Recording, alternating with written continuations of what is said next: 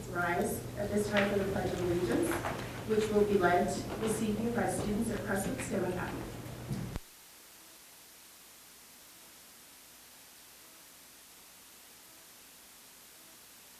Of the United States of America, and to the republic for which it stands, one nation, under God, indivisible, with liberty and justice for all. The Texas flag. Honor the Texas flag. I pledge allegiance to thee, Texas, one state under God, one and indivisible.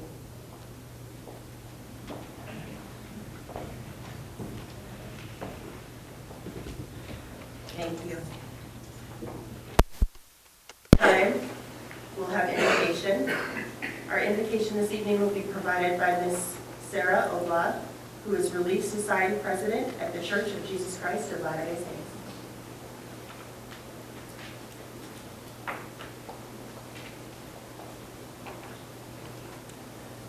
Our dear Heavenly Father, we are grateful to be gathered together this evening. We're grateful for those who are gathered together. We ask you to please bless this room this evening, that thy Spirit can be here, that those items discussed can be resolved, and we ask you to please bless each of those people who are here tonight, that they can find comfort in their hearts and the Spirit of thee. We are grateful for this town that we have to live in, and grateful for the Little Elm School District. We're grateful for those who serve to benefit our town and our school district. We love thee so very much, and we say these things in the name of Jesus Christ. Amen. Amen. Thank you. At this time, we'll do roll call. Dr. Lewis Tribe. Present. Mr. Christopher Williams. Here. Mr. David Montemayor. Here.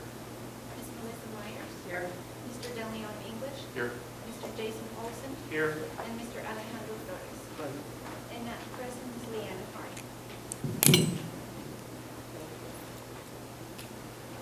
Mr. Diaz, any citizen input this evening? No, ma'am. No citizen input. We'll move on to approval of minutes from October 12th workshop board meeting. I need a motion. Do I have a second? Second. Any discussion from the board? Discussion? All in favor, please raise your hand.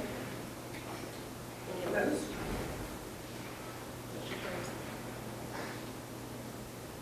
At this time, we'll have reports of the superintendent, Dr. Strike.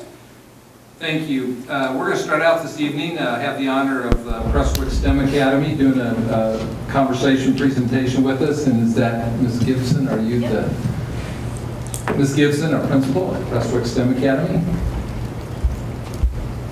Just for the short people in the room. Good evening, Dr. Strike and members of the board. I am very eager to share this presentation with you. We are here tonight because of an approval that you made last year. So last year when we submitted our course guide, we wished to expand the selections of courses that we offered to students, in particular in our area of engineering.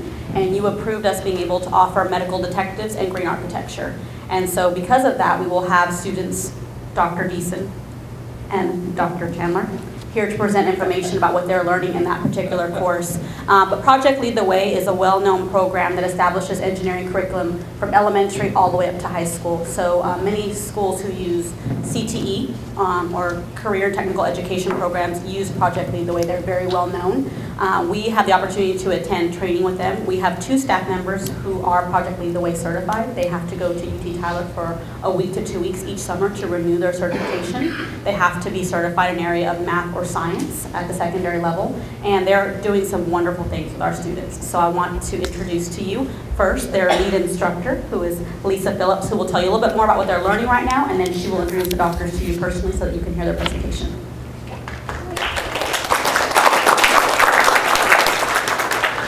Good evening, ladies and gentlemen. Thank you again for allowing us to come and speak with you today. Gateway 4, this second year, right now we're in medical detectives. So far this year, we have learned about the regions of the brain and dissected a sheep brain. We have learned and tested their senses to see which areas of the brain actually process different forms of information, and they've been able to investigate their range of hearing, their ability to see different things. They've located their blind spot. Right now, we're currently studying DNA and how traits are inherited. So many of my students are wearing their DNA around their neck. They harvested it in class today. And then they are about to embark upon the last part of this medical detectives lesson. They're going to have to solve a murder mystery with DNA electrophoresis, which is a lot of fun. In fact, I didn't get to do that until college, so I'm very excited. After that, we'll be going into green architecture, which I know is kind of a complete 180 as far as the topic is concerned, but we're excited to be able to learn how to repurpose things, such as old railroad cars and shipping containers. So without taking any more of your time, let me go ahead and introduce two of my students, Dr. Deason and Dr. Chandler.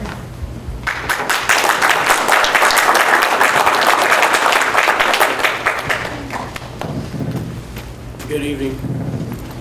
I'm Dr. Chandler. I'm Dr. Deason. This is our presentation. It's about salmonella with Nathan Deason, Abner Dubar, Magnus Chandler, and Chris Mirage. Our patient history: we diagnosed a patient with salmonella at 11:33 a.m. September 15, 2015. Madeline is a 6-year-old girl who is normally healthy. She was taken to the doctor because she had severe diarrhea. She became suddenly sick in the middle of the night. Her mother reports that she and Madeline baked cookies several hours before, and that her daughter ate uncooked cookie dough containing raw eggs.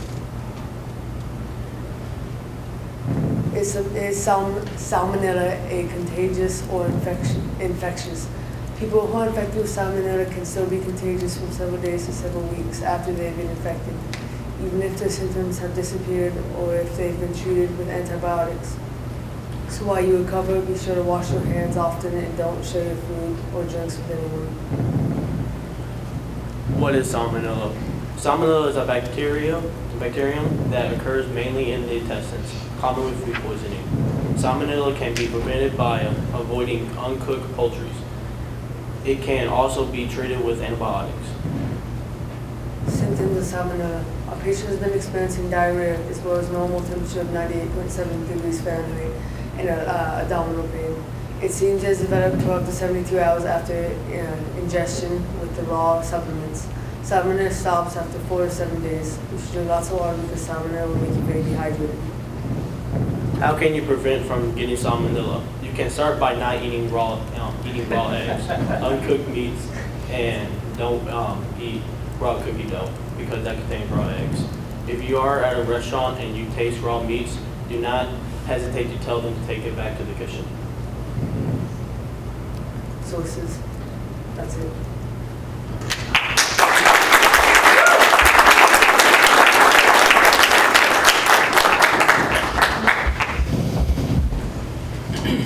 Thank you so much for allowing them to present. Not only is it important for their learning, but the skill of presenting to others will be important. I feel very certain that if Dr. Deason or Dr. Chandler were taking care of me, I would get good care.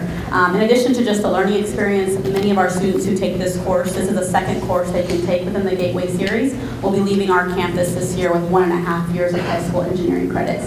So we're challenging the high school to be able to have some courses ready for these students who are taking them, because normally these courses wouldn't be taken until the high school level. So we look forward to coming back to you with other offerings of ways that we can expand their career. Thank you so much.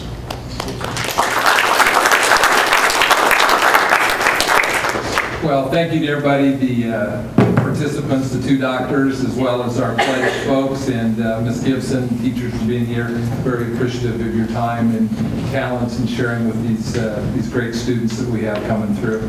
Next, it's my privilege to introduce Ms. Renee Pentecost, principal of Little Elm High School, and she's going to share the Students of the Month.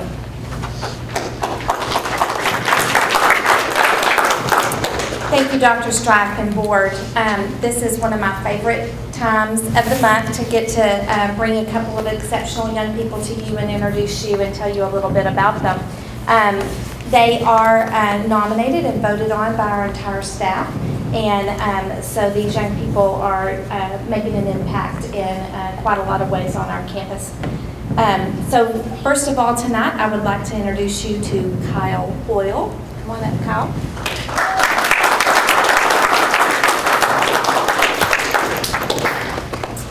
Kyle, this is his second year to be one of our Students of the Month. His mother also works at the high school, Kathy Thompson in the back. His dad, Darren Hoyle, I believe, is also here, and Kenny Thompson is his stepdad. His sister is a cheerleader at Little Elm High School, so it's kind of all in the family for them. Kyle is a senior this year, and he has visited Oklahoma City University a couple of times, and that looks like that's going to be his college of choice. He is going to major in business, and this young man is already an entrepreneur. So if you have any need for olive salad, he can fix you up. He even took some samples up to the business college professors at Oklahoma City University, and they were very excited about his business skills that he already has in place. He is an active member in our DECA organization at the high school.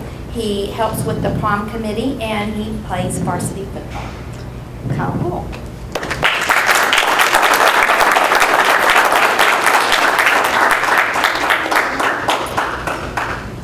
Next, I would like to introduce to you Morgan McCoy. Come on up,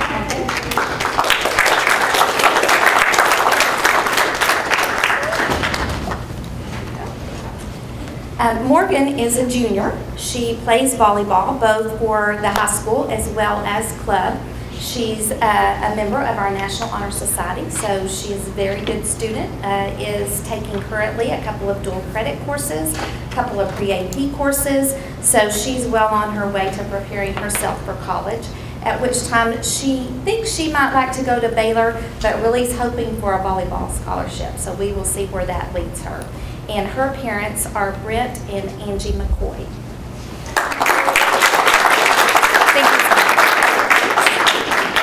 Thank you so much. Thank you, Ms. Pentecost. Congratulations to those students. Appreciate the great job you do of representing Little Elm High School, but most importantly, representing yourself and your family as true standouts, and we're very appreciative that you're part of our school system. So thank you for being here tonight. Thank you to the family members that are here also. At this time, we'd like to invite Matthew Gutierrez to come to the podium. Has a couple items, and we'll just kind of let him roll in. The first one, Little Elm Police Department report, and then he'll go into Destination 2020 update. Good evening, members of the board, Superintendent Dr. Strike. I'm pleased to have our Chief of Police, Rodney Harrison, here today to provide an annual update as far as some of the trends that we're seeing in our community. But before Chief Harrison comes up, I just certainly want to give thanks to the police department, who has done a really outstanding job the last couple of years in working very closely with the school district, and we are very appreciative of the relationship that we have, and we hope that the relationship continues to be one that is stronger.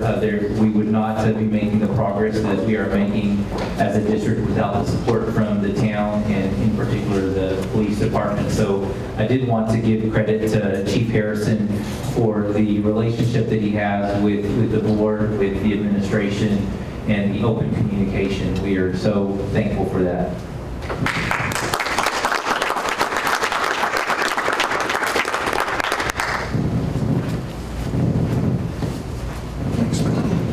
Is it okay if I move this to the side? You can do whatever you want. If I do. So I got to do a presentation in time where you won't go over like this the whole time. I'll try not to. Board, thank you for, number one, Matt, thank you for warm words. And I can't echo enough the feeling that we have from the town standpoint of our relationship with the school district also. It's better than I've ever seen it before. It's really fantastic, and I appreciate y'all for that. Pulling numbers, I believe in being very blunt about it.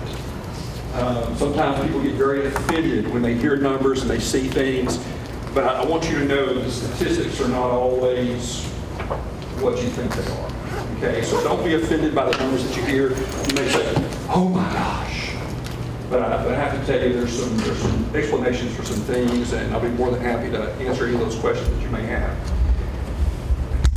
what we did was to kind of give you an idea, give you an overall picture of what crime looks like in Little Elm. As you know, you've probably seen a bunch of the things that come out, depending upon which journal you read. We're one of the safest places in the state of Texas, okay? I believe that. I live in this community. I have a child in this school district. I would not be here if I did not think this was a safe place, okay? But at the same time, we do have some issues. And so we pulled issues that are directly related to the school district because that is your major concern. And I have to tell you that the main things that we looked at was the overall calls for service that we made at 2 particular campuses this year. Now this is not calls in reference to like assaults. It's anything that the police department did for the school district. It could be the graveyard patrol officer checking the building at night to make sure the building's secure.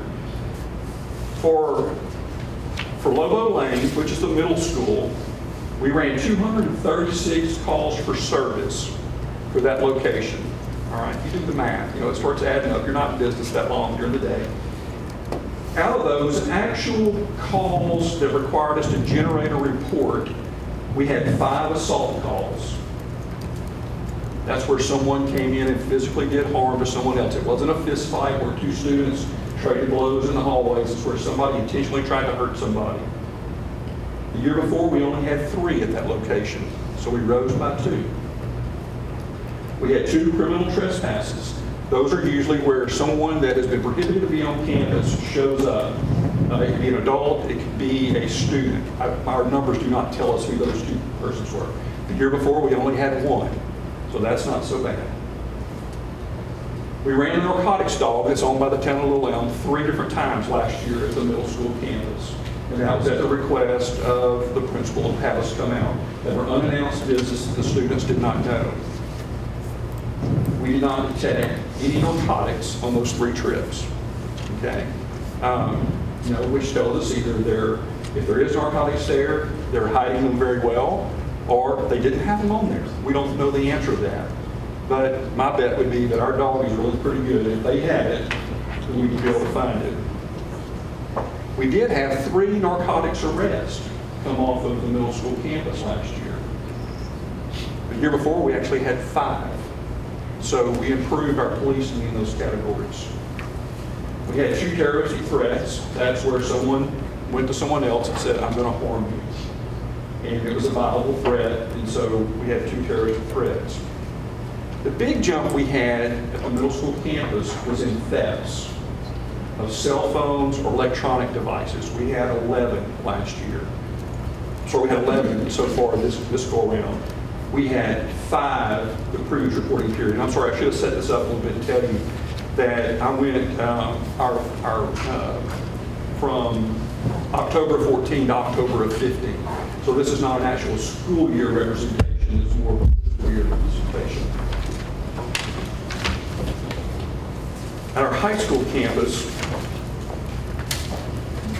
we ended up running 434 calls for service. And once again, that's checking the building at nighttime, that's sick calls, anything that required an officer to do something.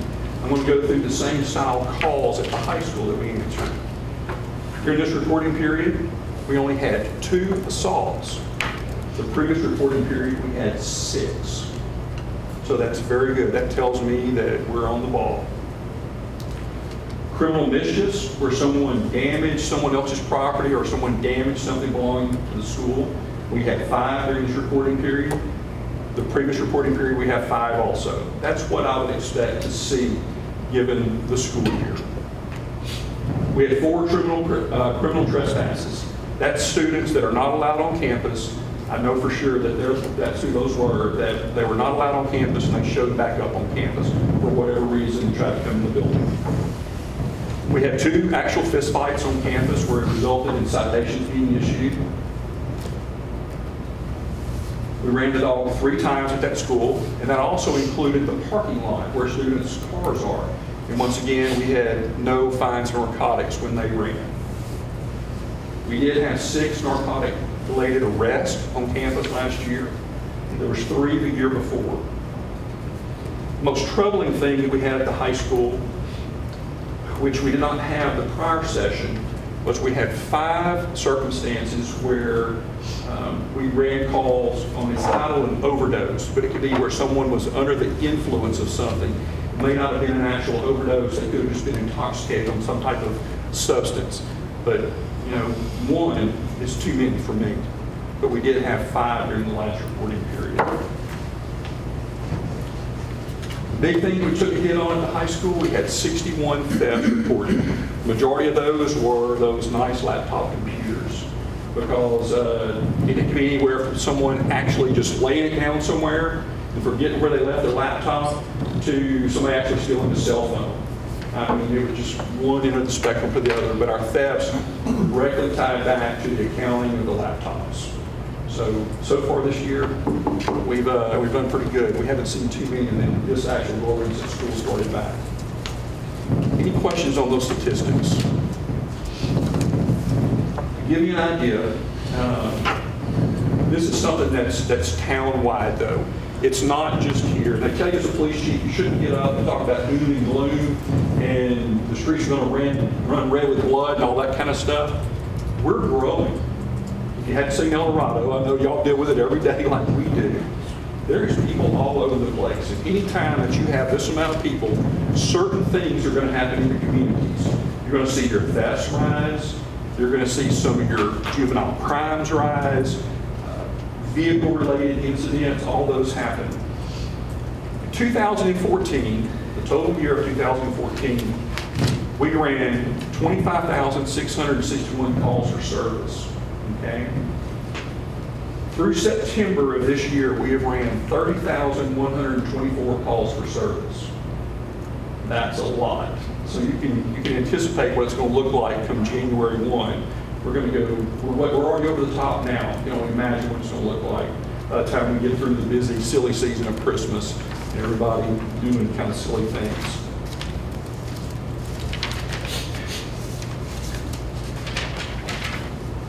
I want to tell you that you have 44 police officers that work for you. Out of that 44, 2 are SROs. One of them is Officer Chris Trevino, who does an outstanding job at the middle school. I want to publicly recognize him for the job he does. And the other one is Officer Holyfield, who has taken over at the high school this year. He started when the school started. And so far, he's learning his position. He's having fun. He's getting the hang of the day-to-day things that can come up dealing with all those kids, because he has a bunch of new kids to see every day. He's really proud of them. At the police department, we're based off of 4 key things. It's the same 4 things that the town is based off of: customer service, integrity, innovation, and efficiency. And that's what we strive for every day in our duties to try to make this a better place. I'll go back and say once again that if I was worried about crime or if I thought that things were running rampant, my son would not be going to the high school. That's how I feel about it. I'm that sold on it. But I do have one thing that I want to address before I leave here today, and it's a community issue that we as a group need to partner on, and that is the epidemic of the marijuana use with our kids. It is out of control. There is no family that has not been touched by it in some shape, form, or fashion. It crosses all socioeconomic boundaries, racial boundaries, and anything is the problem with marijuana. It's so affordable. Yeah, a little bit of money can buy you a lot of marijuana. Our kids are using it. As parents and leaders in our community, we need to take steps to try to head this off, not let our children head down this path. I can tell you, it's today we dealt with a student. She was not at school at the time this happened. She had actually was not in school when this took place, but our SRO actually stumbled into her. He went to go pick up some lunch and found her at Sonic, and the manager of Sonic recognized her as being a student and knew that she should be in school. So he told our officer, there's a kid that should be in school over there. He goes over to the car, he has marijuana in the car. It's one of our students that's a good student, makes good grades, is on a good path to go somewhere, but instead made some very bad choices today that's going to really affect her future. We have to figure out a way to alleviate that problem. I know it's probably nothing that we can all just reach up and grab and solve, but it's one of the efforts that we talked about. We actually, Rod and Pat and I talked during our monthly meeting earlier, actually last week, about this problem and what we can do as a group to try to solve this. So if you have any ideas, we're very open to it, but I urge you to talk amongst yourselves, and if there's anything we can do at the police department to reach out and solve those problems, that's going to be our main focus. Is there any questions or anything that I can field?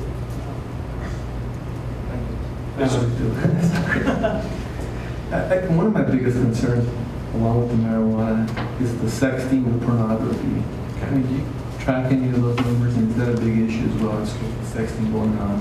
It seems to roll around once a year. I won't say once a year. We get a report usually sometime throughout the school season where someone sends an inappropriate picture to someone else, and then someone ends up seeing that picture to someone else. Before you know it, 10 people have already looked at it. Very, very hard. I don't have those numbers with me. It's very, very low. But as parents, probably you're paying the phone bill, I would urge you to check your students' phones to see what we can do about it. It's almost a crime that you cannot prevent. You have to be at the right place at the right time to find out about it. And we as law enforcement now are very, very hampered on being able to walk up and check someone's phone. You have to have a court order or a search warrant to do it nowadays. There's some things you used to search a phone for, and now that's all changed through case law and stuff. So I don't know if that really answers your question, but I really just don't know the solution to that. Yeah, I realize this, especially with Snapchat and some of those apps. It's very And it difficult. disappear within seconds. Right. It is a concern. I don't know how you stop. I don't have the answer, but Sure. I know, in particular, as we discussed among ourselves, the marijuana usage is being a problem. We definitely need to address. I know we came up with an announced app, which is now inside of the school systems. And I think at the same time, we're putting some different camera systems available on the school in different locations that are currently out there. And I know we're requesting, we talked a little bit more about the dog usage and ways we probably can go in and increase the usage of dogs into the campuses to hopefully alleviate or at least reduce some of the problems. But I know I'm open to any ideas or discussions that the board may have on, how do we tackle this problem. Like I said, I think it's definitely a community outreach issue. Getting out to the community and letting them know and being aware. And particularly probably training and helping our parents deal with some of the issues. We have parents in the community that just simply may not know how to deal with it. They may have that issue in their house and they just don't know. We have grandparents who have kids who may not know how to deal with that concerning issue. I think too that a lot of us, we kind of become complacent somewhat, and we believe that we always trust our kids when our kids tell us they're going to be somewhere and doing certain things. And, we want to trust our kids, but at the same time, we need to verify their information. When it comes to, I'm spending the night at John's house, or I'm going here, those kind of things. And, I think that that's some of the things that we have to do as parents to curtail maybe some of this juvenile crime that we have. I've probably seen on social media, one neighborhood was just egged up and down the street. That's good. Adults don't do that. Kids do that kind of crime. But what were kids doing out at 1 o'clock in the morning? Right. We have a curfew. You have to be in at 12, unless you're on a school activity and you're on your way home from school. So, it's things like that. We have to account for our children, and maybe we're becoming lax in that somewhat. At the same time, the marijuana of my generation is nothing compared to the marijuana now. The marijuana now is 10 times stronger. A lot of it's synthetic. It's coming out of Colorado. It's coming out of California. And it's very, very dangerous in my opinion. I appreciate your tips. You all send out those tips. Maybe a tip related to marijuana would be helpful in statistics that you may have, or just the fact that you're stating it's very different than it was 15 years ago, right? Well, I think you just have to be very blunt about it. That's the only way that we solve problems is we're honest and open about it, and we have dialogue, and we figure out, if we stick our head in the sand, it's only going to get worse. But we have to address it. And nobody wants to say that And I'm not coming out and telling you that there's a drug problem in the school district. I'm not saying that. That's a big difference. It's one of the concerns that I have, that I see through the young people, and it really hit home today because I personally knew this girl today, and she's actually been in my home, and it really bothered me knowing that that she put herself in that situation. It's kind of struck a nerve. You mentioned something there at the end. What can you do about the synthetic drugs, the spice, those things are just all chemically based. They're sold over the counter. Yeah, but now they're illegal though. A lot of that stuff is now illegal. Okay, because the synthetic things. During the last legislative session, they really have cracked down on some of those. Of course, manufacturers that are trying to run an end run on it, but still probably 95% of it is illegal to sell. And so there is things you can do. If you walk in one of the convenience stores and you see something on the counter, call us. We have a narcotics unit. We'll send them out to take a look at it and see what it is. It may be an illegal substance. Denton's running rampant in some of their areas, some of their convenience stores. We don't have that many convenience stores, so ours are a little bit more, toned down. So, it could happen, but if you see them, don't hesitate to call us and let us know. The second question I had was, the school just sends through this app where you can report bullying or other activity. Is there anything like that the police department has thought of doing or is developing, or would that make sense in our schools? It would make very good sense. I know that we have tried several times to get our Crime Stopper program going. We never have been successful in that. We ran into everything from issues dealing with trying to utilize computer systems to who was going to answer the phone, and it's something that, as the police chief, I would be excited to re-explore with a group to try to get that back up and running. I don't know there's a way to piggyback. Because there's got to be some way that we can make an easy system where a kid could pick up the phone and can basically call and say, hey, we need to look at this. And remain anonymous. Or test, because kids don't know how to dial the phone anymore. You're very correct on that. I would be really interested in hearing about the Crime Stoppers. Okay. We would, from a town standpoint, we would do whatever we could to get that rolling. The same thing with the use of our dog. We have a $10,000 investment in a dog that was bought with funds that were seized from drug dealers. So that's what I'm very proud of that we turned that money around, we took away from the drug dealer, and we bought a tool that we can use back on the drug dealer. And so, we only ran 3 times last year. I'd like to see us there every month. We can't go on the same day all the time because they start predicting us, but who says we don't come back-to-back days or something, to try to, and then it puts everybody on their toes and it keeps them less likely to bring something into the school. It should be something you can do. Yep. The drug dog, depending on what your schedule is, welcome to come every day if they want to. But in terms of setting up a time, that's easy. If the Crime Stoppers piece, if there's anything at our end, we can fix anything that needs to be fixed if it's at our end. Okay. Well, I think that's something that we'll probably explore at our next get-together that we have with our safety group. And Pat, working with the new app that we have, I know David asked the question, could those be integrated? Probably 2 separate entities, right. But we can have both. Sounds good. Sounds real good. Yeah.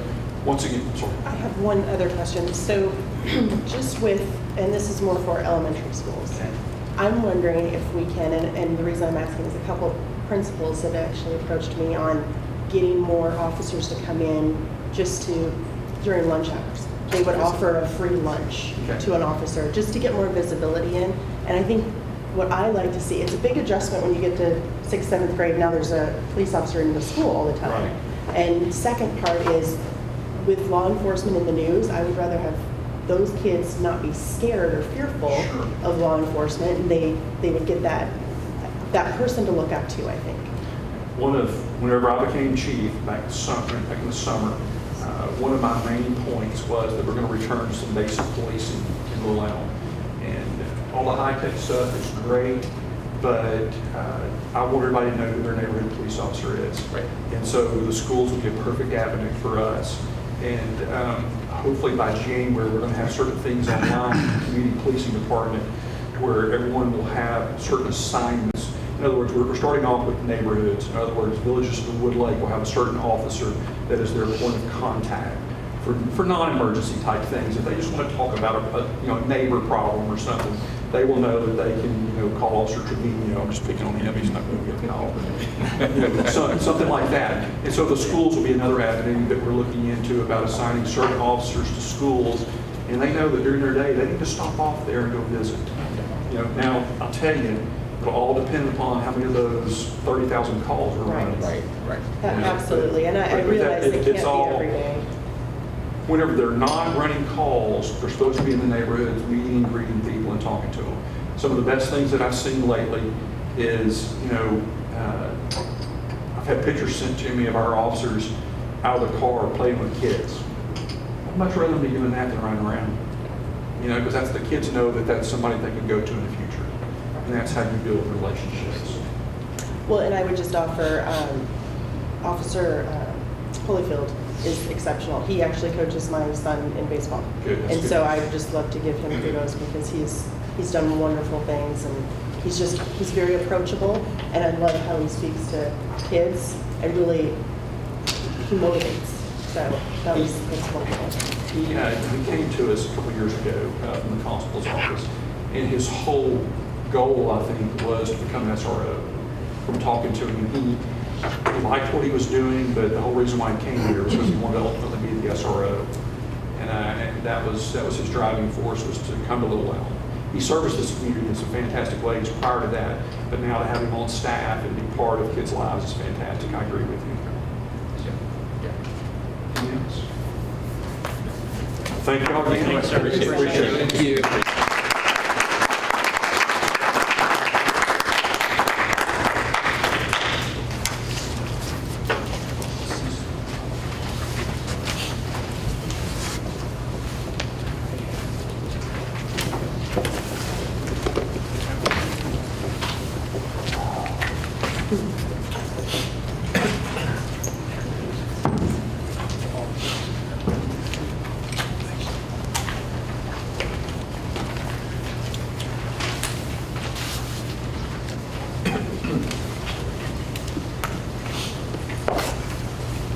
This is actually the first quarterly report that we are doing on the strategic plan.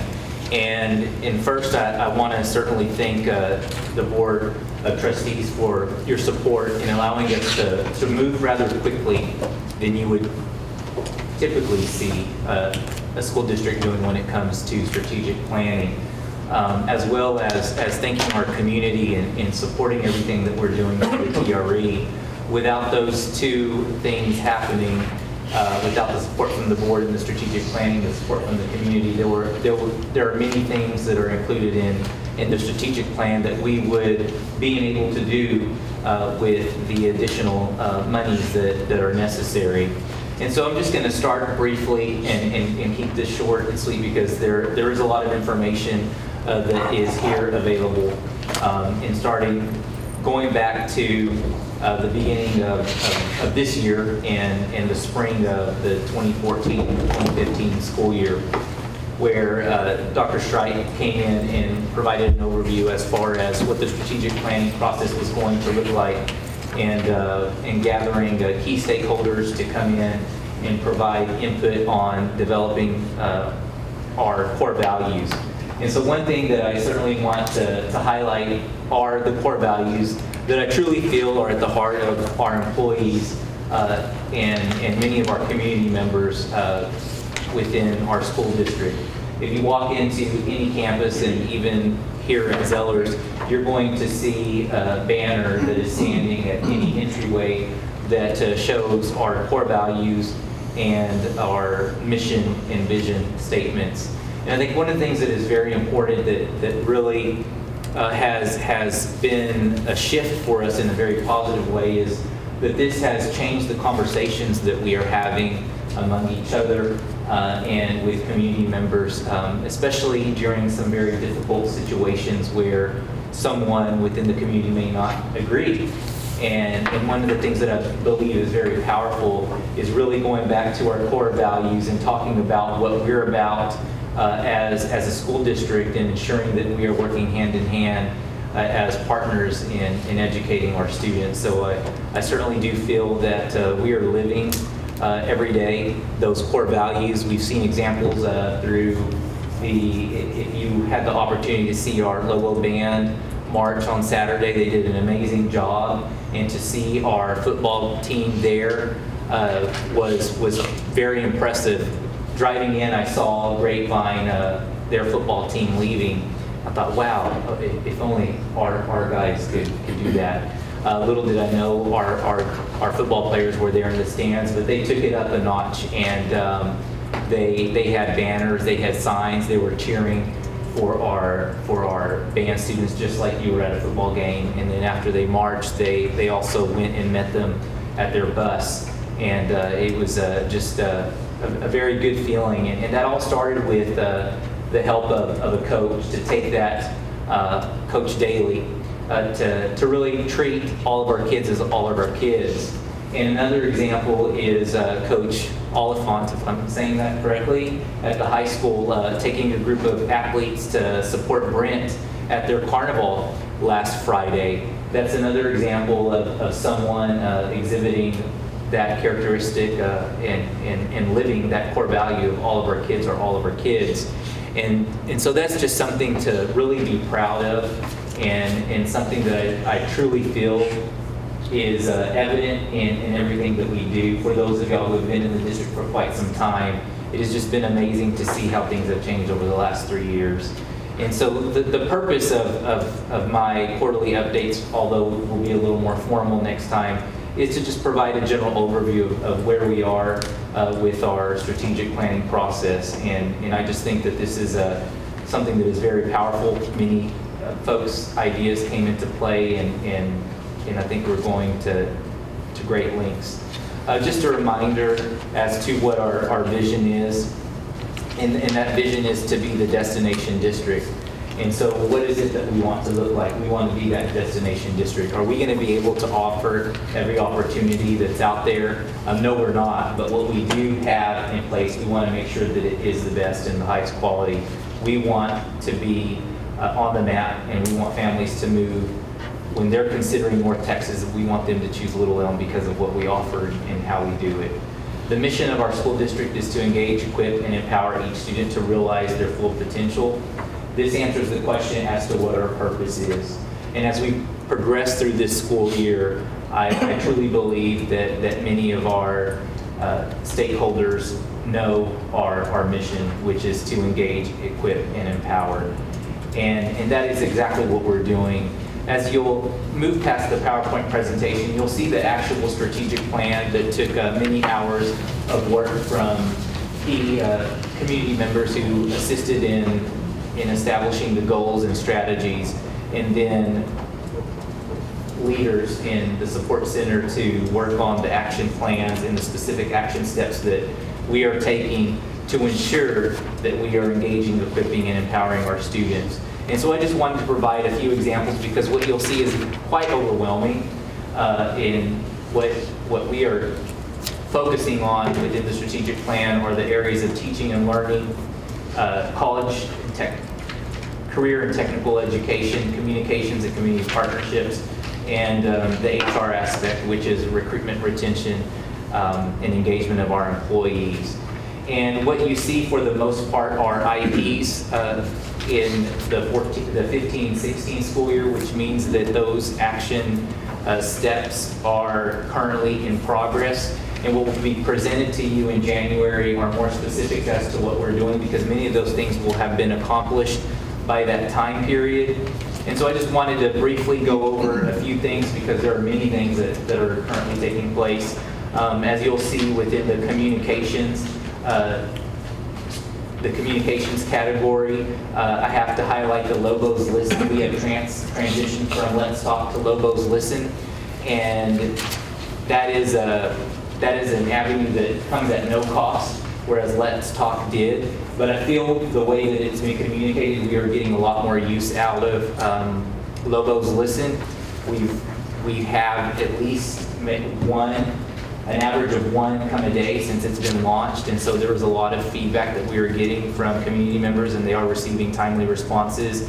I feel that has been a much more valuable tool compared to Let's Talk, which was maybe used 10 times in an entire school year, versus Lobos Listen, which is ongoing communication.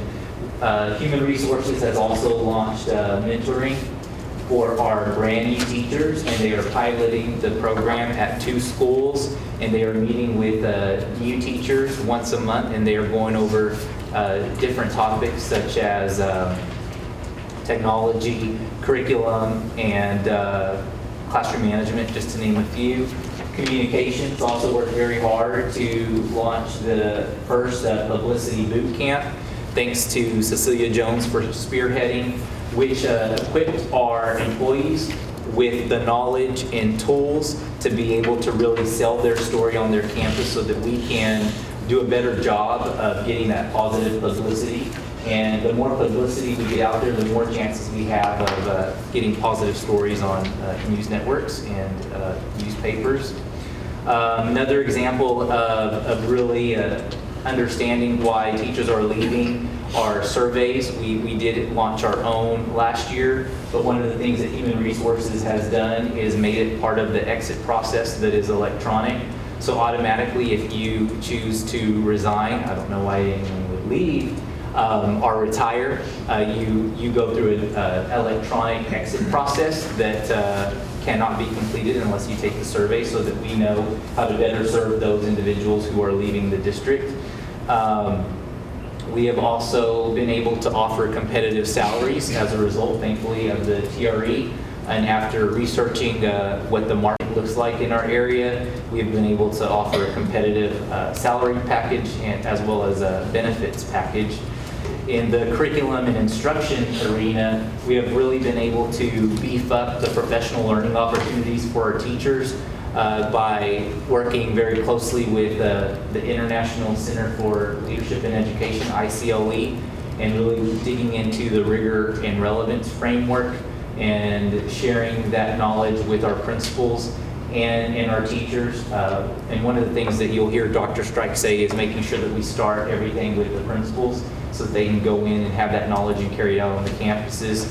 And in addition to the rigor and relevance framework, providing our administrators and teacher leaders opportunities to learn about PLCs, professional learning communities. And that is something that is being done correctly. We have been considered ourselves a PLC district, but yet we didn't have any leaders that had participated in the actual training, so they were not being done effectively on the campuses. We were able to take all of our campus leaders and some teacher leaders to the professional learning conference in San Antonio, and Dr. Nick will be able to take our new administrators to a conference in November, and we're looking at taking about 30 teachers next summer so that we can have some more teachers learn directly from the experts and then come back and turn it around on the campuses and help their administrators. So I could go on for probably a few hours because of all of the great things that we've been able to implement and learn directly as a result of the strategic plan. And what I'll be able to present to you in January are some very specifics as to what we have completed, because many of the things, as you'll see, are in progress. And this is a document that was not done in isolation by one person, but was a team of people really looking at what it was going to take to make sure that we meet the needs of our kids ultimately. And this is going to be posted on the website for the community to see, so they can see exactly what the work is. We've got the core values, the mission, the vision, the goals on our website, and we will be sharing the complete strategic plan. As y'all know, the board only approved up to the goals, and we need to be able to have the flexibility to make some changes, especially when it comes to people moving, or we may determine that there may be a program that is part of their strategic plan that now that we have a director of research and accountability who may determine that a program is not effective, we need to be able to have that flexibility to make some changes. If you have any questions at any time regarding the strategic plan, you can certainly let me know or ask me any questions that you may have right now. I'm good. You have a strategic plan. It's been moved on. We have a little bit of direction. So, No questions. Thank you very much for that, for the information.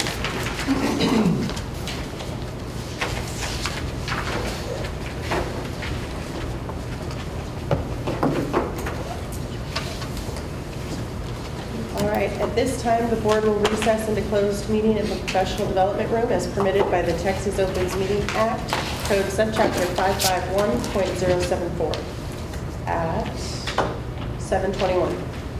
But the Megastel members told me they'll negotiate with me.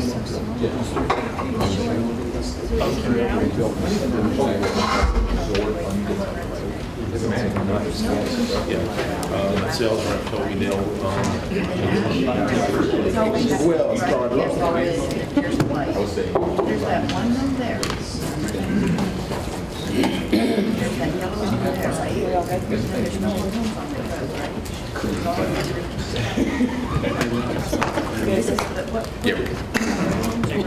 Still good shirt? 7. We're now back in open session at 7:50.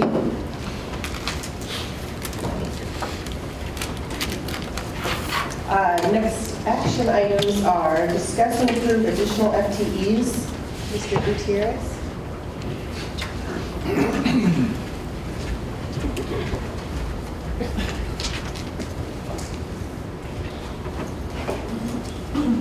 Members of the board, the administration is requesting 3 FTEs. We are asking for 3 paraprofessionals, actually for 1 campus, 1 for our life skills classroom, 1 for our severe and profound classroom. And those are as a result of increased enrollment and the need for additional support. And 1 to support 2nd grade, which is a classroom that we had asked for a waiver. And rather than asking for a teacher, we're asking for additional support. There are some unique needs with that group of students, and the teachers need the additional support because of the history from kinder and 1st grade, some prior concerns with the level of instruction that these students received and the gaps and some of the behavior issues that we are seeing, that we're needing an additional FTE there for a total of 3 for special education and 1 regular ed para. And we are still going to come to you in November with an update on enrollment and staffing, and then at that time request additional teaching units if we need them. But this is an area that's critical needs and that we felt could not wait because if we were to wait until November, by the time we were to post those positions and get someone in, it would be December or January. And after consulting with the principal and our director of special populations, we felt that we should come to the board and ask for these additional FTEs.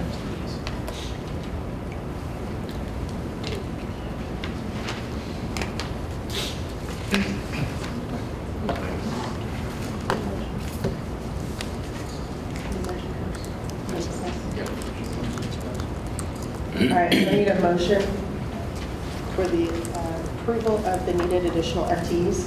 So moved. No second? Second. All in favor, I'm sorry, discussion? I have a question. So when there's a situation like this, what's the protocol for keeping those children in the same classroom and bringing in some additional help versus making other adjustments? As far as are you speaking in particular with, for example, the 2nd grade? I guess I'm wondering for those that in particular say there's some issues from kindergarten to 1st grade that are leading to disruptions in class. Well, yeah, and it's not really, that's not the primary concern, though it is a concern because of lack of consistency the last couple of years. But really there are some huge learning gaps. And so it's important that these students get some individualized and small group attention, individualized and small group instruction so that their gaps can close. And so rather than asking for a teacher at a rate of $60,000 with benefits, and then bringing them in and having to train them and get them adjusted to a new school, new group of teachers, new group of kids. It would be in the best interest of the students to have the support from a paraprofessional. So it'd be pretty much dedicated to this small group of Correct. kids. Of course, being that it's a regular education paraprofessional, the principal would have a lot of flexibility as to what she would be able to do as far as scheduling with this FTE versus the special ed paraprofessional would only be able to serve those students in the special ed classroom. So with the paraprofessional, they could be used to do intervention. There may be a need with the third grade student, there may be a need for additional duty. There will be some flexibility with that position where there wouldn't be with a special ed unit.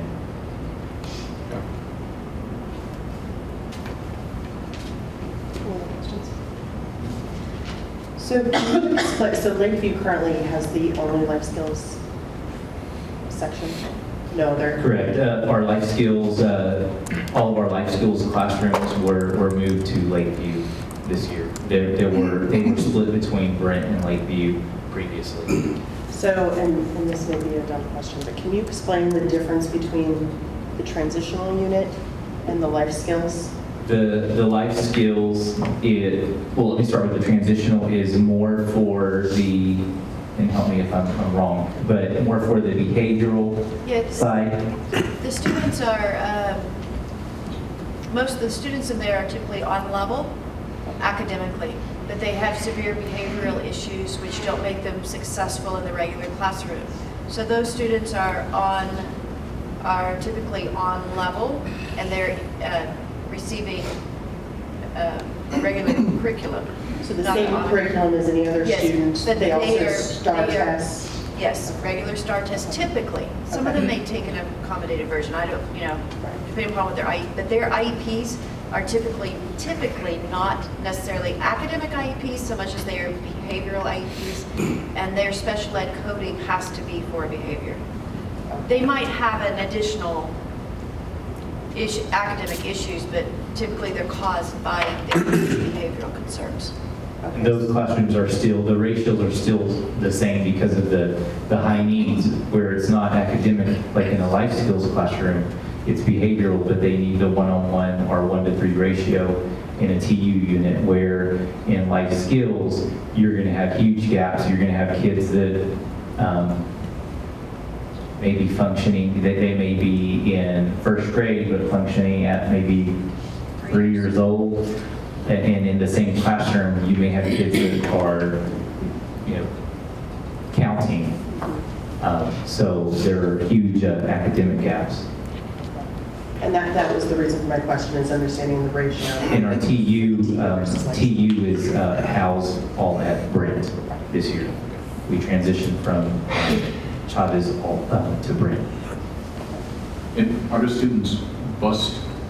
How do they get to their location? Yes, they are bused. They are provided transportation. That's transition from their location home or transition? Yes, from home, directly from home. So the only difference this year is that rather than being transported to Brent, they're being transported to Lakeview. So the additional activities would assist that section, additional support? Yes, they are spread pretty thin right now, and there is a for the paras so that they can have relief and provide it, allow the teacher to have their duty-free conference period, and make sure that because of their high needs, to also allow the paras to have their break as well, because paras in this environment actually do instruct and do plan. So it's a much different role for a paraprofessional in a life skills classroom versus just a regular paraprofessional. Any further discussion? All those in favor, please raise your hand. Any opposed? Motion carries.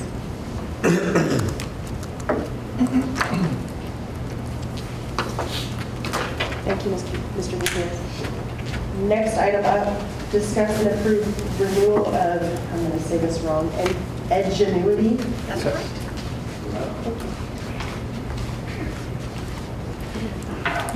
Coming to you this evening with a Edgenuity. It's a renewal of our Edgenuity program that we use. Edgenuity is what we term, you might have heard it as E2020. It's our online platform for any of our online courses that receive high school credit and also middle school credit. We use it in our AIMS and our GOALS program. All of those students are online. Any of our students that come over to DAEP, we do not keep their teacher of record at the high school. Their teacher of record becomes the teacher at the DAEP, and we utilize the Edgenuity to keep them on track. Instead of having classwork go back and forth every day from here to there. And so we enroll them here, make sure it meets our scope and sequence so there's no gaps.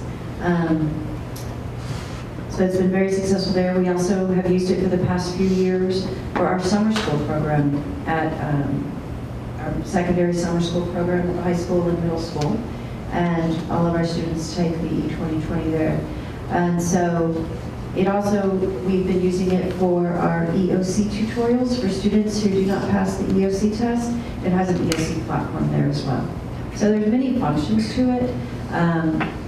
This will be our 4th year, 5th year using it. And so the bill is over $50,000, so I just need your approval to renew and pay. Pricing-wise, is this the same as what we've paid in the past? Is the contract renewal price to pretty much stay the same over the course of the years? Yes, it goes up a little bit every year when we have our enrollment increase. Last year, I think the bill was between $60,000 and $62,000. That's what I thought. Very little. Minimal. Okay. And comparatively, we shopped around for other products, and we really like this product because it does give us the capability of matching it to our scope and sequence. Seven. We're now back in open session at 7:50.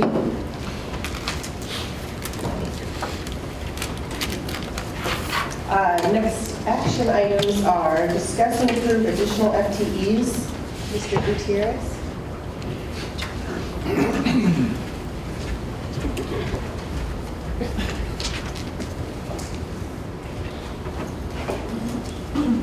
Members of the board, the administration is requesting 3 FTEs. We are asking for 3 paraprofessionals, actually for 1 campus, 1 for our life skills classroom, 1 for severe and profound classroom.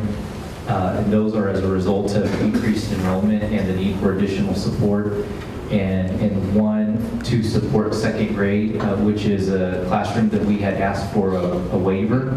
And rather than asking for a teacher, we're asking for additional support. There are some unique needs with that group of students, and the teachers need the additional support because of the history from kinder and 1st grade, some prior concerns with the level of instruction that these students received and the gaps and some of the behavior issues that we are seeing, that we're needing an additional FTE there for a total of 3 for special education and 1 regular ed para. And we are still going to come to you in November with an update on enrollment and staffing, and then at that time request additional teaching units if we need them. But this is an area that's critical needs and that we felt could not wait because if we were to wait until November, by the time we were to post those positions and get someone in, it would be December or January. And after consulting with the principal and our director of special populations, we felt that we should come to the board and ask for these additional FTEs.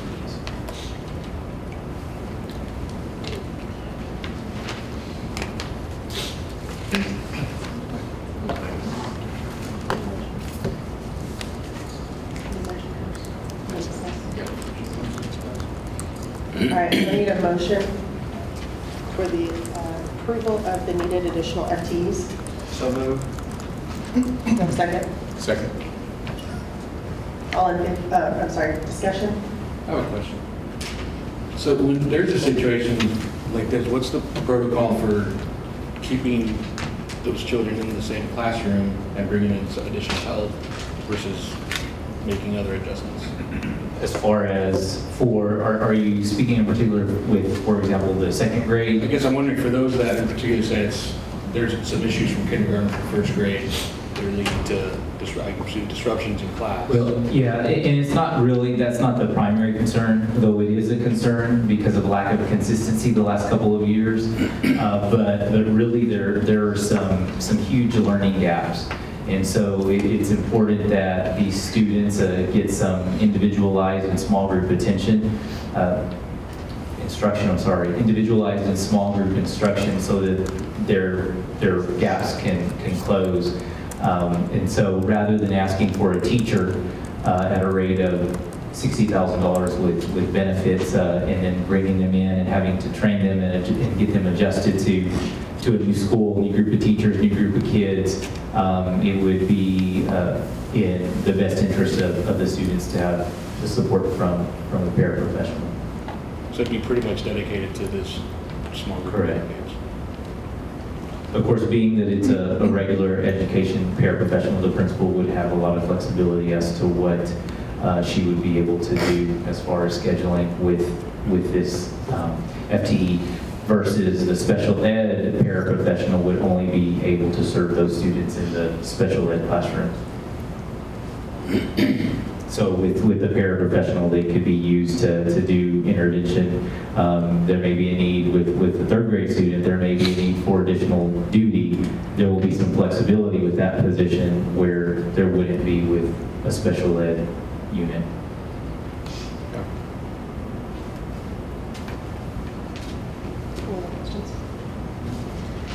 So Lakeview currently has the only life skills section?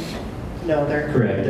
Our life skills, all of our life skills classrooms were moved to Lakeview this year. They were split between Brent and Lakeview previously. So, and this may be a dumb question, but can you explain the difference between the transitional unit and the life skills?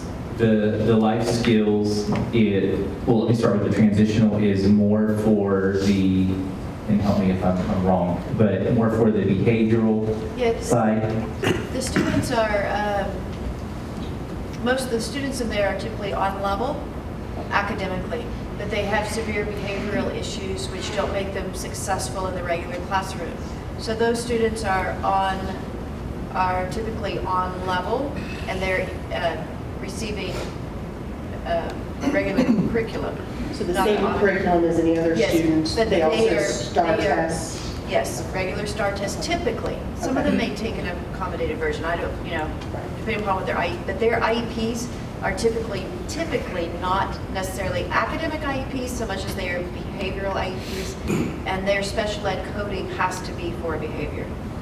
They might have an additional academic issues, but typically they're caused by their behavioral concerns.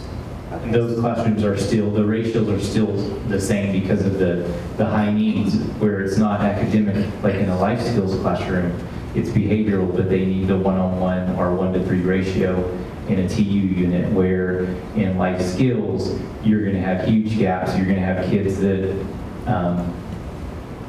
may be functioning, they may be in first grade, but functioning at maybe 3 years old. And in the same classroom, you may have kids that are, counting. So there are huge academic gaps. And that was the reason for my question, is understanding the ratio. In our TU is housed all at Brent this year. We transitioned from Chavez to Brent. And are the students bused? How do they get to their location? Yes, they are bused. They are provided transportation. That's transition from their location home or transition? Yes, from home, directly from home. So the only difference this year is that rather than being transported to Brent, they're being transported to Lakeview. So the additional activities would assist that section, additional support? Yes, they are spread pretty thin right now, and there is a for the paras so that they can have relief and provide it, allow the teacher to have their duty-free conference period, and make sure that because of their high needs, to also allow the paras to have their break as well, because paras in this environment actually they do instruct and do plan. So it's a much different role for a paraprofessional in a life skills classroom versus just a regular paraprofessional. Any further discussion? All those in favor, please raise your hand. Any opposed? Motion carries.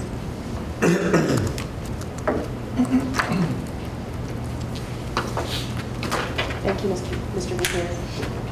Next item up, discuss and approve renewal of, I'm going to say this wrong, Edgenuity. That's correct.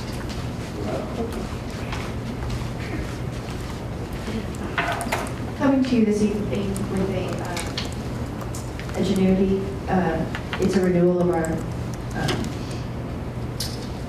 Edgenuity program that we use. Edgenuity is what we term, you might have heard it as E2020. It's our online platform for any of our online courses that receive high school credit and also middle school credit. We use it in our AIMS and our GOALS program. All of those students are online. Any of our students that come over to DAEP, we do not keep their teacher of record at the high school. Their teacher of record becomes the teacher at the DAEP, and we utilize the Edgenuity to keep them on track. Instead of having classwork go back and forth every day from here to there. And so we enroll them here, make sure it meets our scope and sequence so there's no gaps. So it's been very successful there. We also have used it for the past few years for our summer school program at our secondary summer school program at the high school and middle school.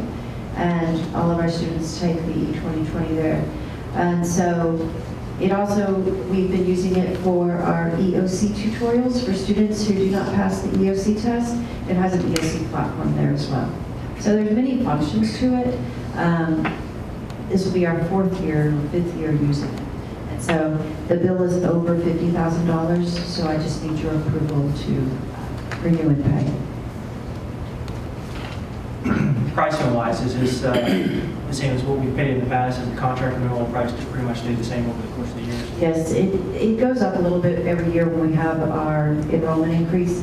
Last year, I think the bill was between $60,000 and $62,000. That's what I thought. Very minimal. Okay. And comparatively, we shopped around for other products, and we really like this product because it does give us the capability of matching it to our scope and sequence. And we don't have to stay rigid to the program. So if in our chemistry class, if we teach something here, but in the program it's over here, we can just pick up that whole unit and move it so that it matches our scope and sequence. So it's a very, it meets a very unique need in our district. Okay, thank you. So is this something that's already budgeted for, but it's just a large one-time? Yes, I budget for this every year out of our instructional materials allotment. So it is not part of any budget that you have approved. It's part of my funds that come from the state for instructional materials.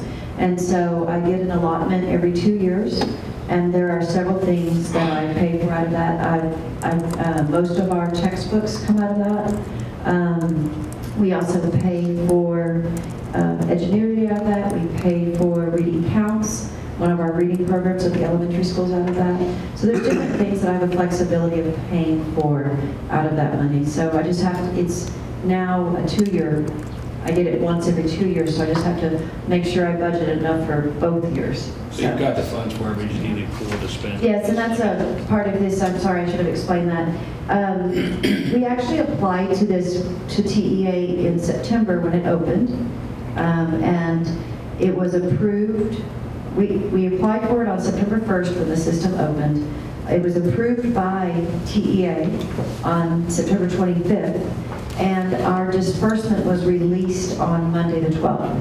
And so I typically don't bring anything to you until TEA has approved it and given us the funds.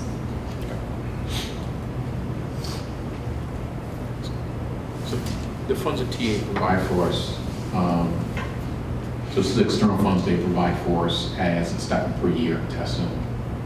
Per year they provide these fundings for us. Correct. When we purchased all of our new textbooks for math, science, and social studies, that's where predominantly where the bulk of the money came from for those. Okay. So this has no budgetary impact as far as budgetary. No. And just for your information, we are deemed a high growth district now as of last week, and so in terms of my instructional materials allotment, they actually gave us additional funds. Sorry, follow up on that. So you said you applied, because the other one is also applied for at TEA and approved. Do you have to do that individually, or it's just a whole allotment? No, sir, I have to, everything has to be done individually to the ISBN number, the book ISBN number of the book and the quantity. So everything is individually approved and applied for. It's a long process. So there's a risk that at some point it may not get approved or some random thing? That could be possible. We make sure that anything that we put forward, we know is within the scope of the allotted monies. Thank you for the time that, grants done, because I imagine you're... Administrative assistant. Yeah. Could imagine you're probably pretty time soon. Only one other item I noticed on this Edgenuity price quote. I think the beginning date was 10/16/2014. I think that maybe modified. Just that date. Everything else is fine on it. That's correct. Thank you. We did not catch that. I'll have them send us a new invoice.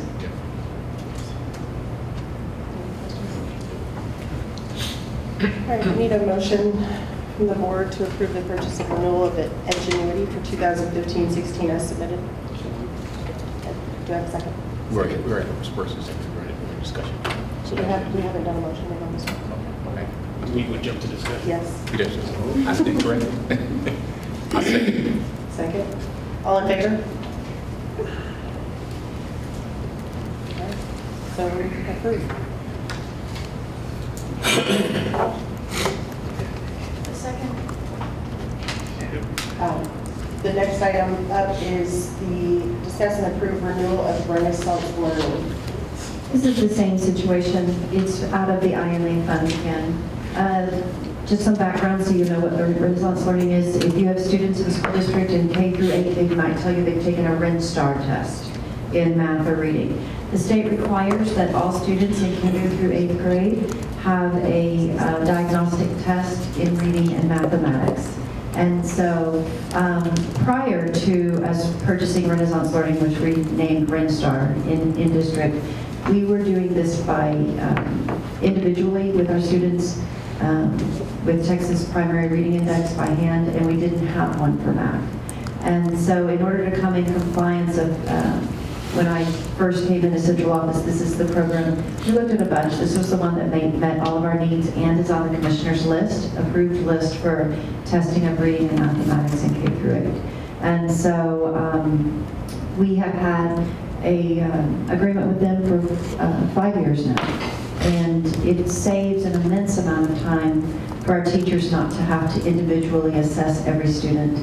This is a computer adapted test, which means that within 15 questions, it takes the students up and down and up and down, and then levels off onto their level. So we'll be able to know what their true reading level is or their true mathematic computation level. And so we do consider it a diagnostic test, and it does meet the letter of the law and keeps us in compliance. We test all students 3 times a year, beginning of year, middle of year, and end of year. We only have to submit the kindergarten scores every year, but we have to keep all of the other scores ready in case we're audited. And then we have to send in affidavits that we have done the required testing. I need a motion to approve the purchase of the renewal of Renaissance Learning for 2015-16 as submitted. So moved. Do I have a second?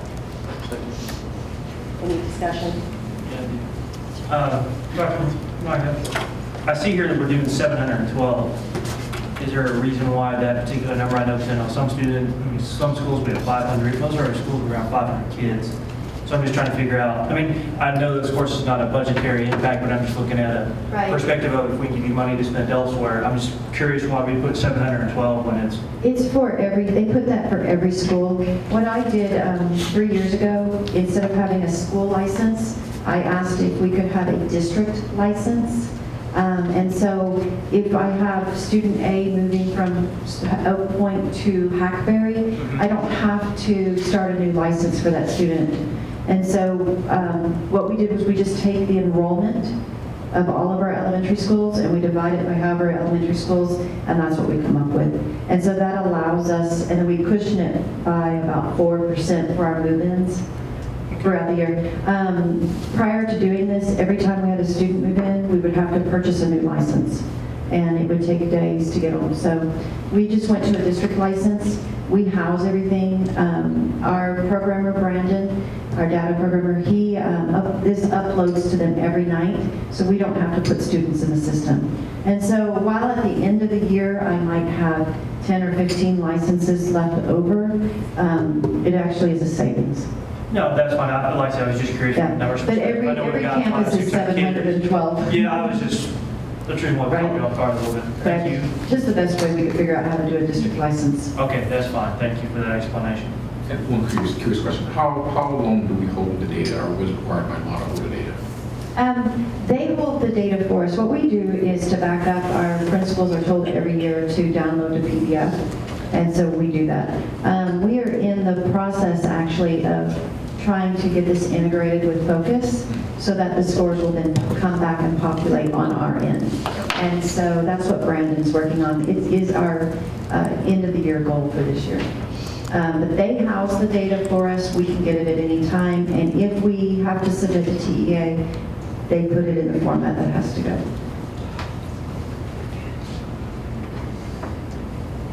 I see a net payment of 30 days from Inwood State, which is dated back in April.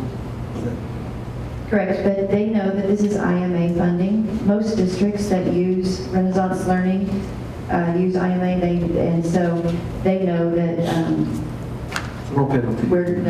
none. They've been really generous with working with us. You can see how long it took just for us to get the money. We applied for it on September 1st, and it finally arrived on October the 12th. That's why I didn't want to wait till November 9th to wait. That's why I asked for us to go ahead and get it on tonight, so we can get this bill paid. And this also has no budgetary impact. No. When I first do my IMA allotment, when I look at what we have to have for textbooks and this is one of the first things, this and Edgenuity go in off the top. And we know that we have to have it to stay in compliance. Thank you. Any more questions? All in favor? Any opposed? Motion carries. Thank you. Thank you, Ms. Smith.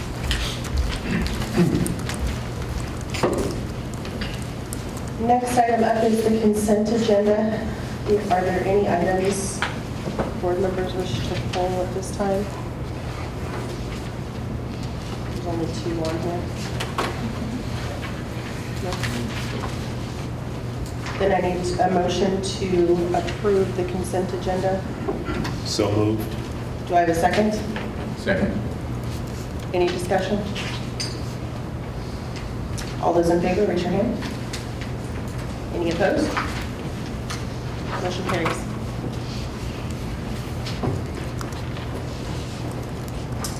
Next item is comments by me. The only items I had on here were a reminder to the board for the board retreat on November 7th. If you have items or agenda items you would like, please forward those to Dr. Strike and Ms. Videos by Wednesday, I believe was the deadline. Yes. So please get those in. I think we have a good at starting, there's like eight subjects on that agenda so far. So maybe a 10-hour meeting. That was my question. How long is it scheduled It's for? 8:30 to 2:30. 6 hours. So we can kind of judge whether we do a working lunch depending on what how the timing's going. No, I'll be just discussion items with any action and following at a follow-up board meeting, which can't be the 9th. It'll have to be the December meeting because we can't post it that quickly. So anything that's decided at that meeting that needs to come forth as an action, which you're probably going to need additional information anyway, could come in December as the earliest date from something discussed in there. The other item I had was just Team of 8 training. I wasn't sure if we had a chance to reach out to Mr. I called and left him a message. I'm waiting. Okay, because I think we had down January 11th or the 19th at this point in time. Just waiting to see what. Perfect. Okay. So at this time, we'll go to board comments. Dr. Strike, Mr. Miller had implemented a new program over at the middle school this year where on Fridays they have a late start. That allows the teachers, the core teachers to kind of gather and plan, and I'm not sure what else they do. Can we get a report on how he feels that's going? Sure.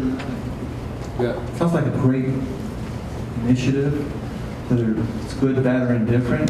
Is it something we need to replicate maybe in other schools? If it's working well, if it's not? I'm just glad to see something different, right? Yep, absolutely. I will say it's a Powell as well. It's at Powell as well, okay. We'll do it.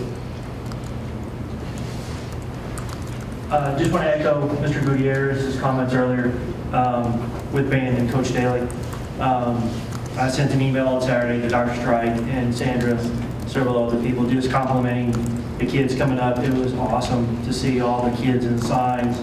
I think they enjoyed it, which was the extra bonus. It wasn't necessarily, forced upon them. It was something they wanted to do, which I think was excellent.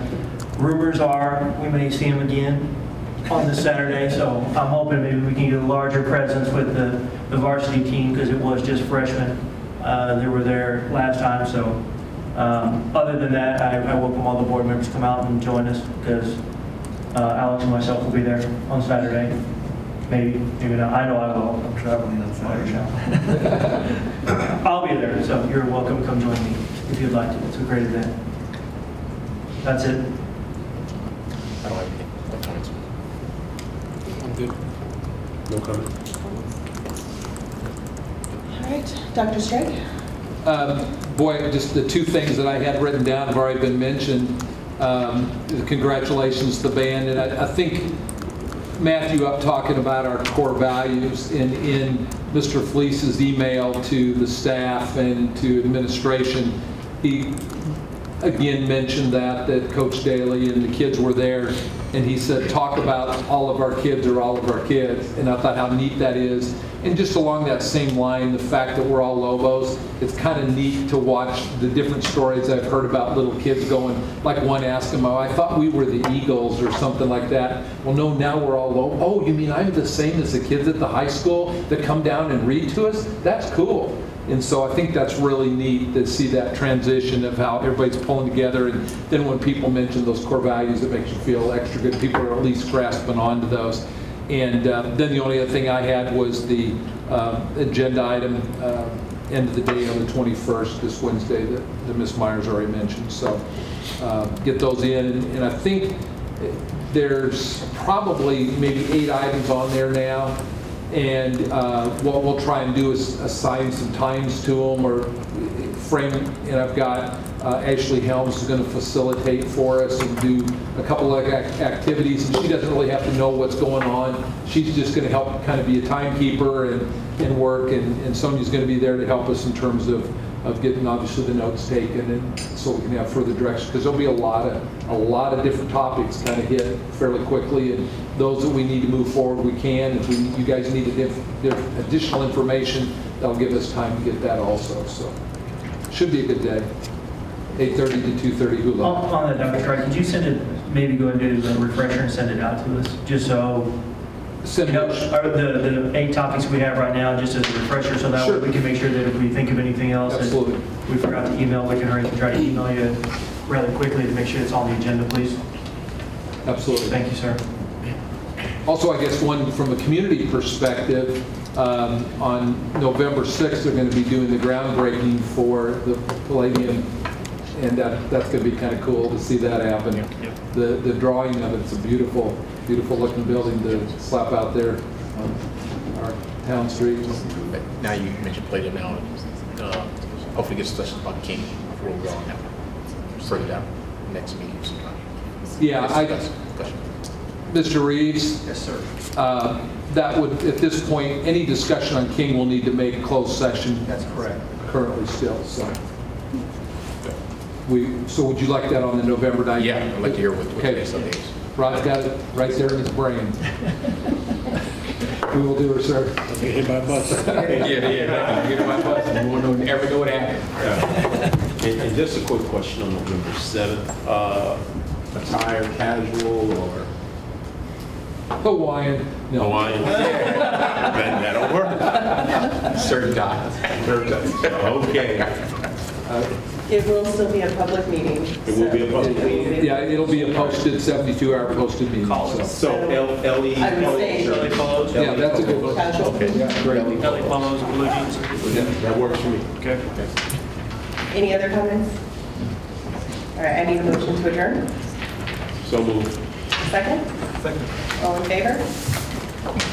We are adjourned at 8:18.